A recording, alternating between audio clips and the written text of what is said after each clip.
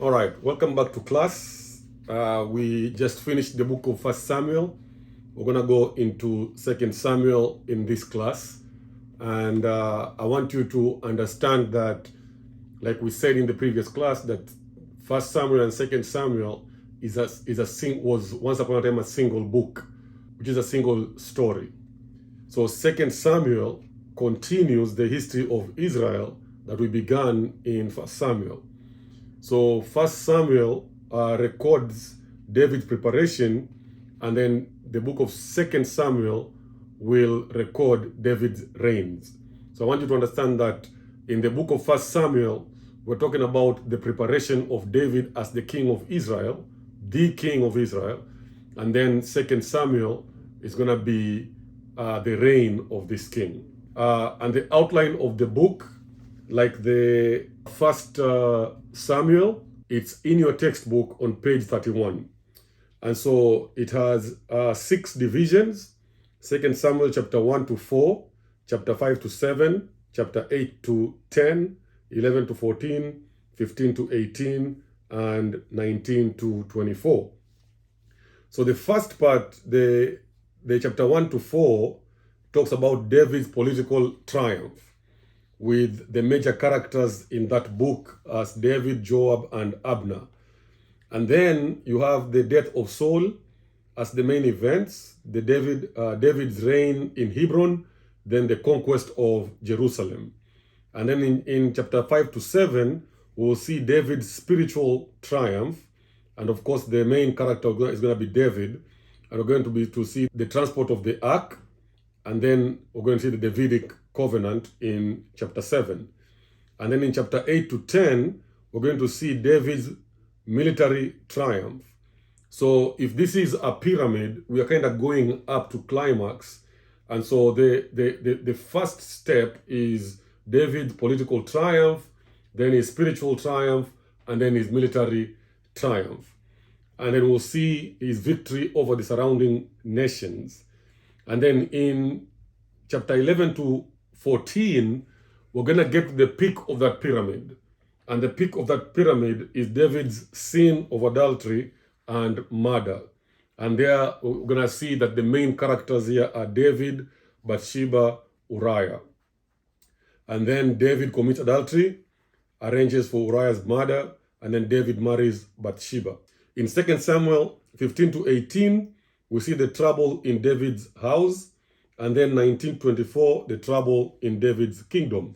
So in David's house, we see Nathan and David as the main character, and then Nathan confronts David, incest in David's house, and then Amnon is killed by his brother Absalom. And then in 19 to 24, we see David and Absalom are the main characters. Of course, there's trouble in the kingdom.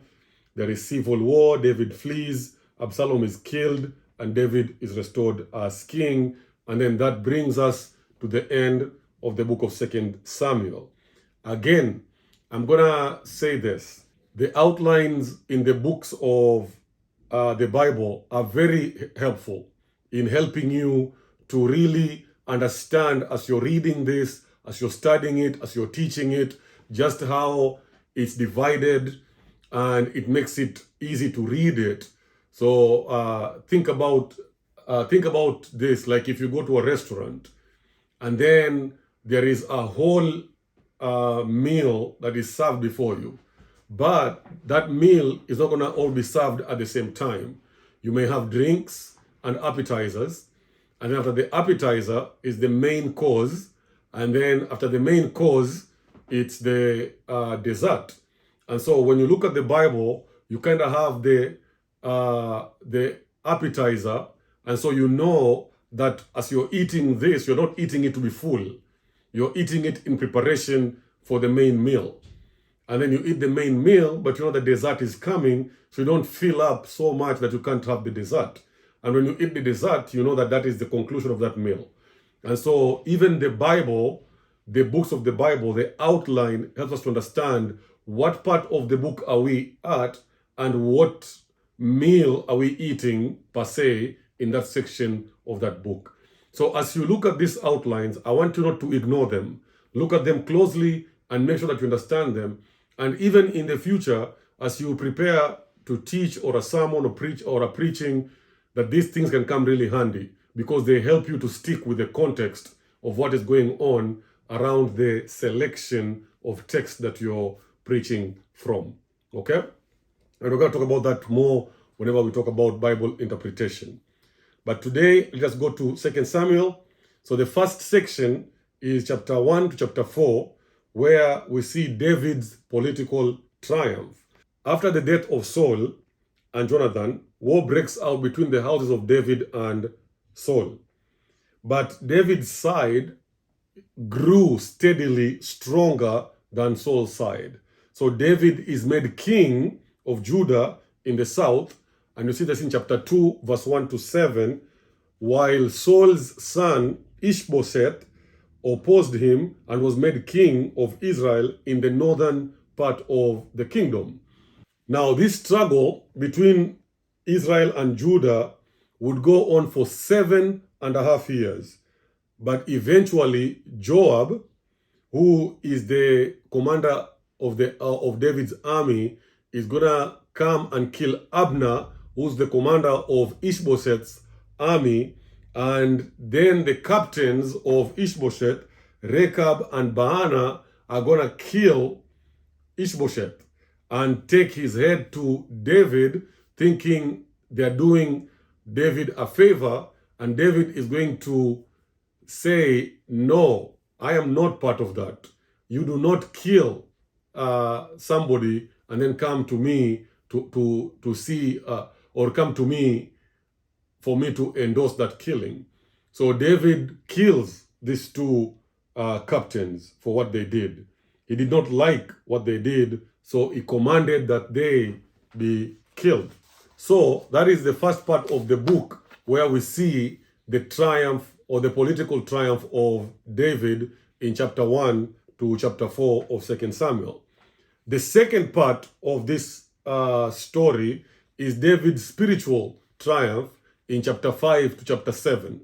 So as we go through the book of 2 Samuel, I'm going to hit the high points of this book, but I want to really talk deeply about David's sin with Bathsheba and the resulting consequences of that, and also the Davidic covenant. So we're going to talk about the Davidic covenant and then David's sin with Bathsheba. The rest of them, I want you to go and read it on your own in your textbook. And it kind of just gives you the high points. I don't want to repeat what the textbook is saying. I want you to go and look at it by yourself. And if you have any questions, you can ask the moderator of your class, or you can ask whoever is in charge of that class to tell you more about the questions that you have. So we know that David was anointed king back in 1 Samuel over Israel.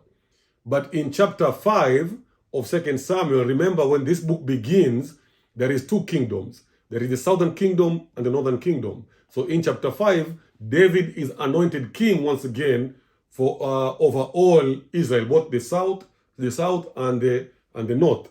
And then when this happens, he takes Jerusalem and the Lord is with him. The Philistines gather, but David defeats them. And then we also see in chapter 6 and 7 that the ark of the Lord is brought from Judah. And then Uzzah, there's a guy called Uzzah, he stumbles, or the ark stumbles, and he wants to help it, and he touches it, and is struck down by God and is killed in 2 Samuel chapter 6, verse 6 to 7. As the ark comes into the city, David dances before the Lord, and this is the story of how David was dancing until his wife was embarrassed or ashamed of him. So David establishes his palace in Jerusalem, and then he wants to build a house for the Lord. But the Lord sends Nathan to tell David that I will establish your house for you, and your son will build my house. So David is not going to build the house for God. God is going to establish a house for him, and then Solomon later on will build a temple for God. In 2 Samuel chapter 7, and this is where I want to spend the majority of the time in this book, records the Davidic covenant. So the Davidic covenant is an unconditional covenant made between God and David, through which God promises David and Israel that the Messiah, Jesus Christ, would come through the line of David and the tribe of Judah, and he will establish his kingdom, and that kingdom will endure forever. So that is what, when you hear the Davidic covenant, it is a promise that God makes to David in summary, that somebody from his family, through the line of Judah, is going to sit in that throne, the kingship throne, forever and ever. Now, we know that this is a prophecy not only of the near future for David and his offsprings, but also for the far future, that the Messiah, Jesus Christ, is going to come, and he will sit on the throne, and he will sit and occupy that throne forever. So the Davidic covenant is unconditional. Remember, the Mosaic covenant was conditional. It was conditional in that if they obey, then the Lord is going to bless them. And if they disobey, then the Lord is going to curse them. And this is recorded very clearly in the book of Deuteronomy, chapter 28 and chapter 29. So you can go there and see that. But in this Davidic covenant, it is not conditional, because God does not place any condition of obedience upon the fulfillment of this covenant. So this covenant does not depend on David's obedience or disobedience. It depends on God's faithfulness. So the surety of the promise made rested solely on God's faithfulness and does not depend at all on what David or Israel do or don't do. So the Davidic covenant centers on several key promises that are made to David. First, God reaffirms the promise of the land that he made in the first two covenants with Israel, the Abrahamic covenant and the Mosaic covenant. This promise is seen here in 2 Samuel chapter 7 verse 10. Listen to it. I will provide a place for my people Israel and will plant them so that they can have a home of their own and no longer be disturbed. Wicked people will not oppress them anymore. Okay? So God then promises that David's son will succeed him as the king of Israel, and that this son, Solomon, would build him a temple. And this promise is seen in 2 Samuel chapter 7, 12 to 13. I will raise up your offspring to succeed you, your own flesh and blood, and I will establish his kingdom. He is the one who will build a house for my name. I will establish the throne of his kingdom forever. Again, we have this motif of this kingdom is not temporary. This kingdom is forever. Then he continues in verse 16 and he says this, your house and your kingdom will endure forever before me. Your throne will be established forever. So you see again the motif or the theme of the house, the kingdom, the throne, and the forever. It's going to be repeated over and over throughout this covenant. So what began as a promise that David's son Solomon will be blessed and build the temple for God turns out into something very different. So the promise now is not temporary only in David and Solomon's lifetime, but this promise is an everlasting promise for an everlasting kingdom. Another son of David will rule over and build a lasting house. And this is a reference to the Messiah. And Jesus is going to be called in the New Testament, in Matthew 21, verse 9, the son of David.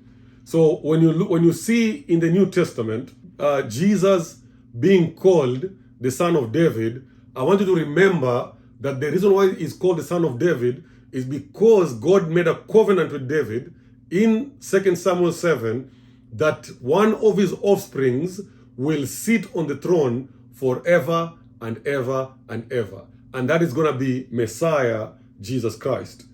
Now, because of this promise, somebody said this, because of this promise, all of God's redemptive activity through Christ can be seen as a fulfillment of the Davidic covenant. So the promise that David's house, David's kingdom, David's throne will be established forever is significant because it shows that the Messiah will come through the line of David, and that that Messiah, will establish a kingdom from which he, the Messiah, will reign. And that reign is an everlasting reign forever and ever. And so I want you to see the Old Testament building up to this final kingdom that's going to be ruled not by a literal son of David, but by the son of David, Messiah, Jesus Christ, who will rule forever. So the covenant is summarized by the words house, promising a dynasty in the line of David. It is also a kingdom referring to a people who are governed by this king. And then the word throne emphasizes the authority of the king's rule, and forever to emphasize the eternality and unconditional nature of this promise to David and Israel. So there is a house, there is a kingdom, there is a throne, and then there is the forever. If Jesus is going to be the king, there has to be a kingdom. And for there to be a kingdom, there has to be people. And within the kingdom, there is a throne, and he is sitting in that throne, not temporarily. He won't be dethroned by anyone or anything. He will sit on that throne forever and ever. So I hope that you see the significance of the Davidic covenant in building up the theme of the Bible of God eventually bringing a savior to save us, not only from a literal bondage, but the spiritual bondage of sin, and then to live with him everlasting forever in heaven. So I want you to look at this. At this diagram, and I want you to see the unfolding of this covenant. So you look at this diagram, you see that the covenant with Adam, Abraham, Moses, and David are all unfolding expressions of one covenant of grace God is making with humanity. So imagine a rose budding, same flower, but newer and broader expression of the same flowers as it unfolds.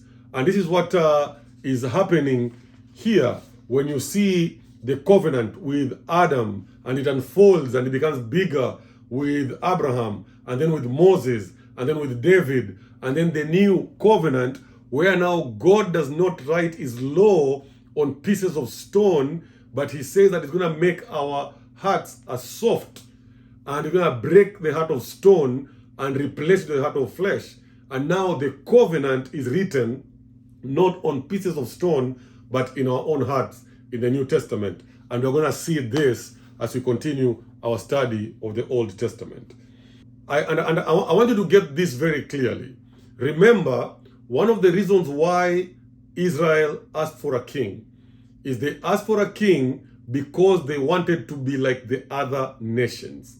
God does not want David to build him a house. Why is this? One of the reasons was because he was emphasizing that he did not operate like the gods of the pagan, like the pagan gods that were surrounding Israel. What happens with these pagan gods is, for you to please the gods, you build a place of worship for him, and then when the gods are pleased with you, they reward you with blessing. That's what was going on in this time that David was living in. That they were building a house for their deities or for their gods, so that their gods now can turn around and bless them because of what they had done. Now remember, the Davidic covenant is unconditional. It doesn't depend on anything that David has done, but everything of what God has done. So let me stop here and just tell you how this applies to us as believers today. Most of us Christians, knowingly or unknowingly, consciously or unconsciously, sometimes we relate to God thinking that the more things I do for God, the more God is going to love me more and more. So then we put this scale here. If I do more things for God, God is going to love me more. If I do less things for God, God is going to love me less. And we begin to relate to God in this give and take relationship. I don't want you to feel like you have to do things for God for you to be significant before Him. It is not what you do for Him that matters. It is what He has already done for you that matters a lot. So we go to heaven not because of what we are doing for God, but because of what God has already done for us through Jesus Christ.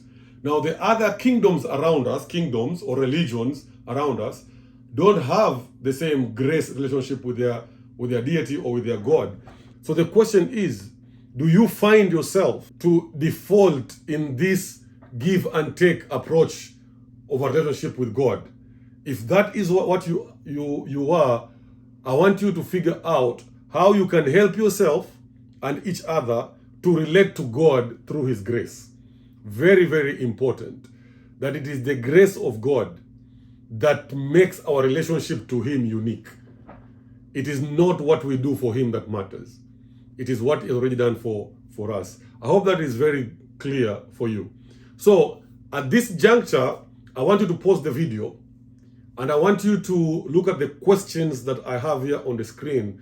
And I want you to take a minute or a few minutes or even part of your class to answer this question. Comparing just the Abrahamic covenant of Genesis 12, 2 and 3 and 7 and the Davidic covenant in 2 Samuel 7, 9 to 16. What similarities do you see in these two covenants? What's the key new addition God promises to David that He doesn't promise to Abraham? How is this fulfilled in David's immediate context? And then how is it fulfilled in the long term? So those are 4 questions that I want you to pause the video, write them down, look at them, and then answer them before you continue with class. So hopefully you found that assignment helpful and that it's going to really cement your understanding of the Davidic covenant. Again, it's a very important covenant in the Bible, and you need to read the whole of chapter 7 of 2 Samuel, and just become very familiar with that covenant. So the third section of the book of 2 Samuel is the military triumph of David.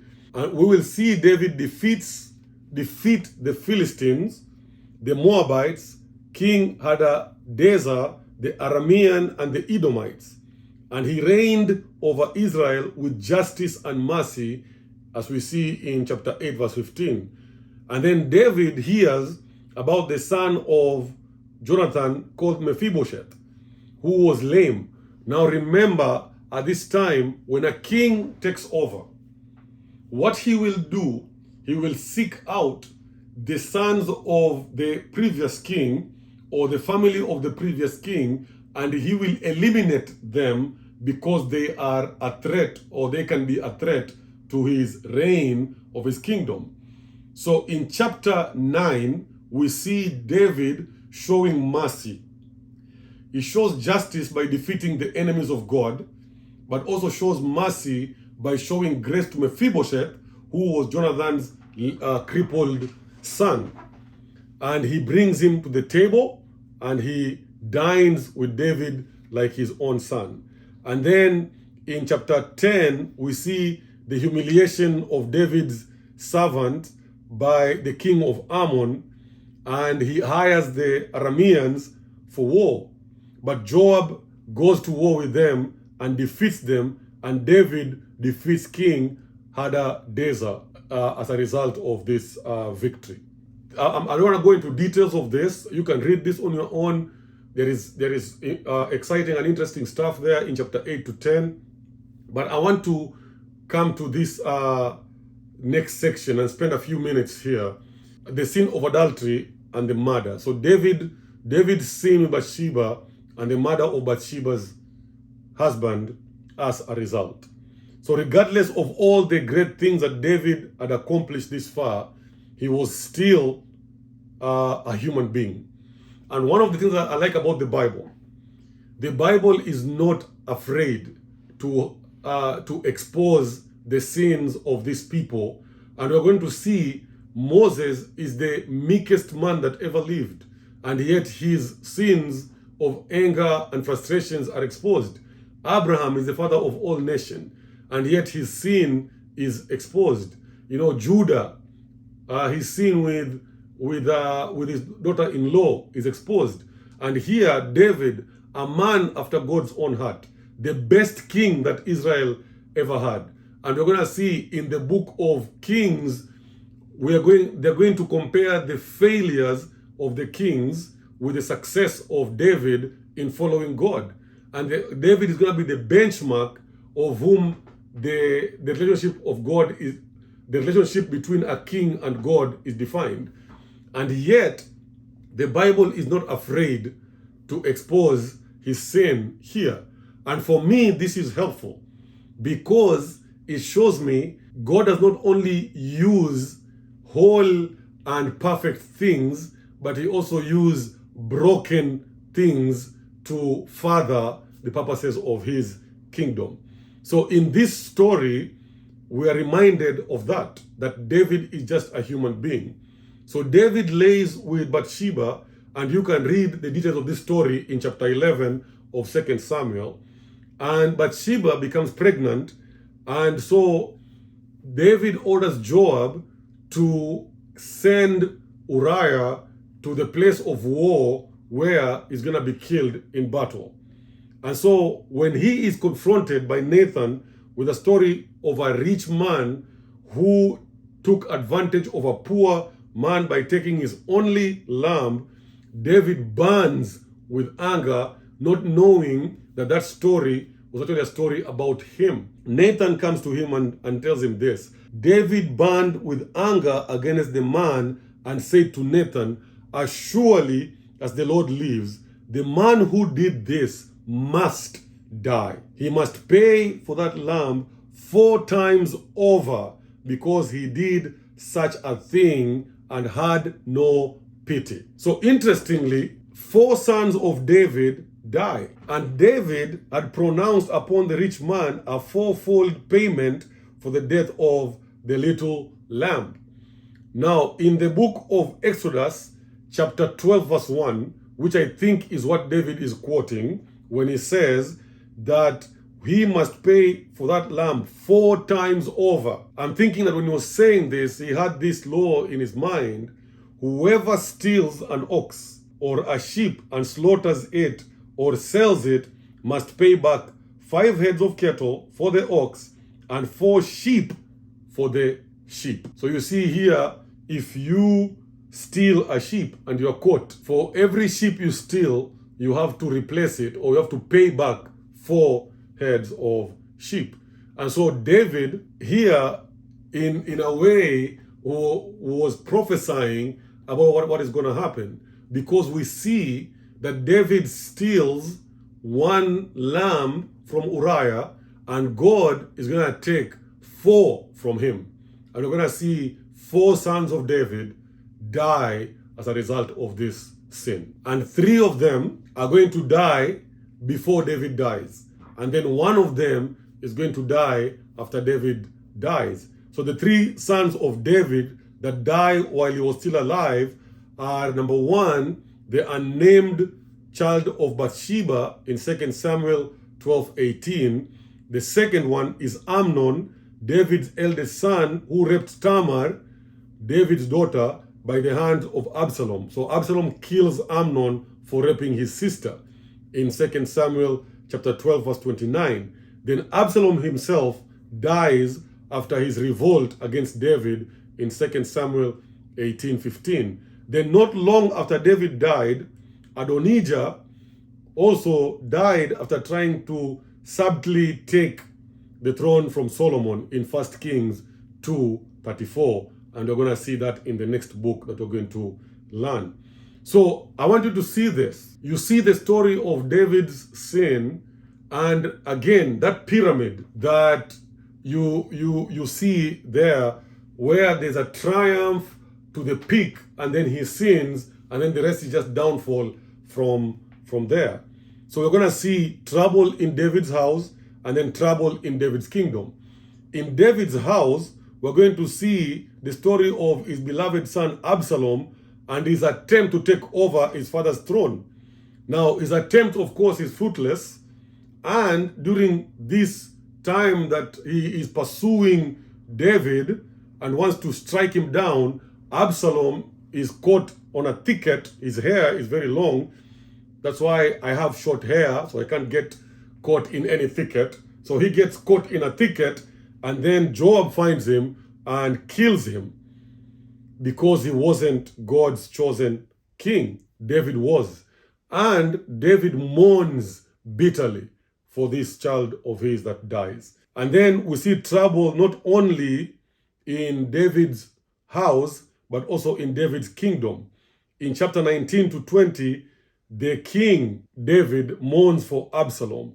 The men of Judah came to escort him back across the Jordan, and Sheba led the men of Israel to abandon David. Joab killed Amasa, who sent to go and bring back people from Sheba. He doesn't do that. He goes there and he gets stuck there, and Joab pursues him and kills him. And then Joab besieged Sheba at Abel. Now he goes there, and a wise woman comes and says, "Please don't kill the people of this city. We are innocent. But in the morning tomorrow, we're going to throw the head of Sheba to you so that you can have his head." So the people of Abel cut off Sheba's head and they throw it over the wall, and that city is safe from the attack of Joab. And then in chapter 22, David sings, "The Lord is my rock. I called and he thundered from heaven. He delivered me from my enemy. I will extol you, O Lord." And this is something that you're going to see about David. David is very worshipful. In fact, a lot of the Psalms that are written are attributed to him. I think the reason why David is called a man after God's own heart is not because he was a perfect human being. He wasn't. But what he was, he had a very personal relationship with God. And as you read his writing, you would see that God wasn't just the God of Israel, but he was the God of David. And you and I can learn that in our ministries and our relationship with Jesus. Most of us, we relate to God as the God of our ministries, or the God of our church, or the God of our nation, or the God of our country, whatever it is. And a person that does that, their relationship with God is very shallow. You want to have a relationship with God, kind of like David, where he was very worshipful. He had a personal relationship with God. And then in chapter 23, we see David's last word. And here he says, "My house is secure with the Lord." Of interest, you're going to see that part of the mighty men of David included the 3 men who brought him water from Bethlehem. Also of interest is to see Eliam, the son of Ahithophel, in verse 34 of chapter 23, the father of Bathsheba, and Uriah the Hittite, the husband of Bathsheba.